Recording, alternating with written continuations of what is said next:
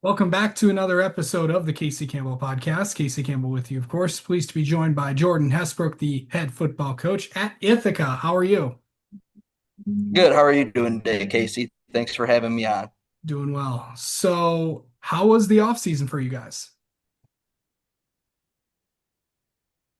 It's been flying by. I've been pleased with our kids, their work ethic. We've got a really good group of kids this year, a fun group of kids to be around.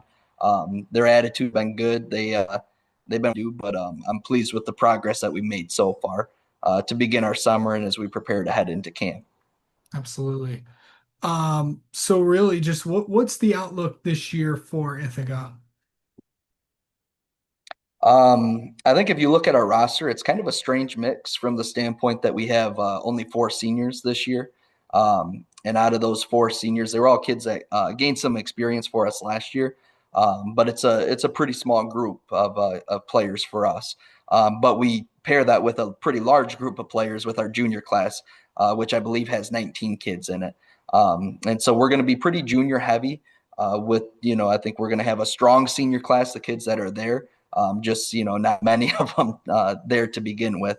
Out of those juniors, we had several of them who were starters for us last year as sophomores, and then the remainder of them were a member of our varsity roster, is what we affectionately refer to as our fifth quarter kids, meaning that they played on our JV team.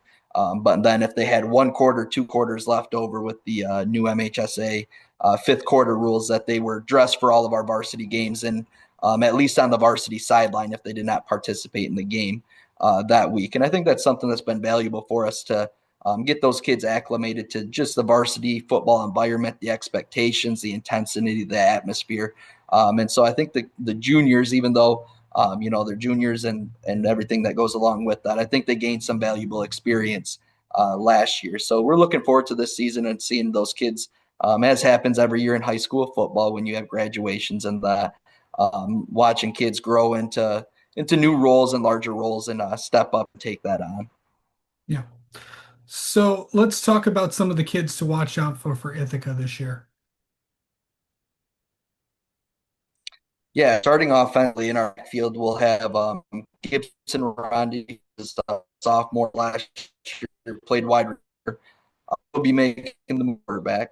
Harper Merchant was one of our running backs last year, and our skilled positions are our receiver positions. Riley Guild, Elijah Smith, Connor McMurphy all played considerable rep for us last year at the wide receiver position. Riley Guild being one of those seniors, and then Connor and Elijah being a couple of our sophomores we had last year who will be returning as juniors this year. Up front on our offensive line, we'll have Kenny Daniels, we'll have Brogan Bupp, Aiden Smith, who all played reps last year as sophomores, Brogan and Aiden being sophomores last year. And Kenny is another one of those seniors that we have coming back who started as a junior for us last year. The defensive side, you'll hear a lot of the same names. We'll have up front, we'll have Kenny Daniels kind of leading our defensive line with Aiden Smith, who played on that defensive line for us last year. At the linebacker position, we'll have Jacob Crawford, who is one of our seniors. And then we will have Riley Guild playing linebacker as well, mixed with some of those underclassmen, being Harper Merchant, Brogan Bop, and some others in the mix as well. And then in the secondary, we were really sophomore heavy last year with we had Elijah Smith, Connor McMurphy, and Gibson Rondi, who all started as sophomores in our secondary last year. Okay, so now we talked about the kids. Let's talk about the upcoming schedule. Of course, start the season starts off August 28th, home against St. Louis. Then week two is September 5th at Lawton, September 12th at Saginaw, Michigan Lutheran Seminary. In week three, week four will be home against Carrollton. September 26th, home against Hemlock. October 3rd at Saginaw Valley Lutheran. October 10th at Saginaw Novell Catholic Central. October 17th at Fowler, and then finishing out the regular season home against the defending D8 state champions in Beale City. So pretty good schedule, a pretty tough schedule for you guys, as I know, if I'm not mistaken, you guys are from D7 to D8. Where are you guys this year? If I'm just to remind everybody. Uh, Yeah, we'll be Division 7 again this year. Okay. Yep. So we were Division 7 last year, and we'll return to Division 7 this year. Okay. So just kind of preview the upcoming schedule for you guys.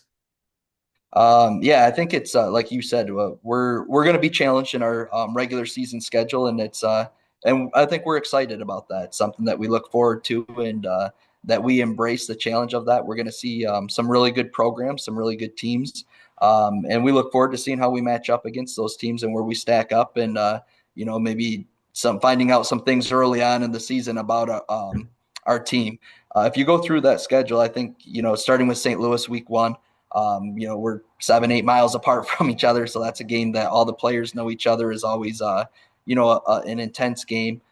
They have a new coach this year with Ben Brock, who is bringing some good experience that he's had over the years, and so we're expecting them to be much improved very quickly. And they have a lot of kids who have played a lot of meaningful football as freshmen, sophomores, and juniors.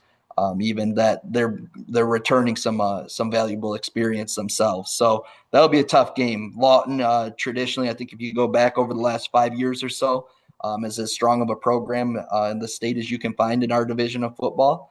And we're expecting them to continue that. It'll be we have to go down there, so it'll be a long road trip in their stadium and a chance to play a talented team that is used to winning and it definitely expects to win. You mentioned Michigan Lutheran Seminary. They are always a well-coached, physical, tough team, and we expect that to continue as well. Carleton will have a new coach this year, so I'm sure that will bring some excitement to their program. Hemlock, we're expecting to be greatly improved in Coach Slate's second year there with the Huskies. Valley Lutheran, Coach Reed has that program continuously improving. Their JV team was tough last year, and their kids are always well coached and tough physical kids. Nouvelle is going to return a large number of sophomores and juniors from last year, from a team that had a good record and put together a good season. And then, like you said, we have Fowler and Beale City to finish off the season, week 8 and week 9. And I think those two programs speak for themselves. I don't think I need to explain.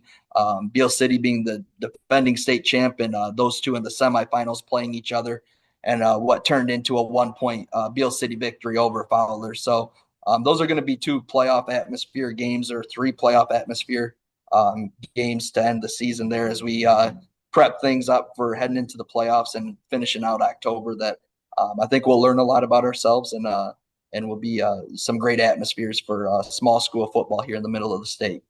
Absolutely. All right. So what are the next few weeks going to look like for you guys? So we are wrapping up just our last few lifting sessions this week here. Sunday, we will take off and head north to Bethel Youth Camp, something that we've done for the last 20 some years now. It's a great chance for our players to spend some time together and to maybe remove some distractions and focus on football. So we look forward to that. We will return on Wednesday evening of next week, and then we'll begin our 2 a day, so to speak. We go 4 to 8 p.m. In one session, but we will return to those practices and then begin gearing up for our scrimmage. And then, as hard as it is to believe, we'll be back to school and into game week prep coming out of that. All right. Jordan, thank you so much for the time as always, and best of luck to Ithaca this year. Thank you, Casey. Appreciate it.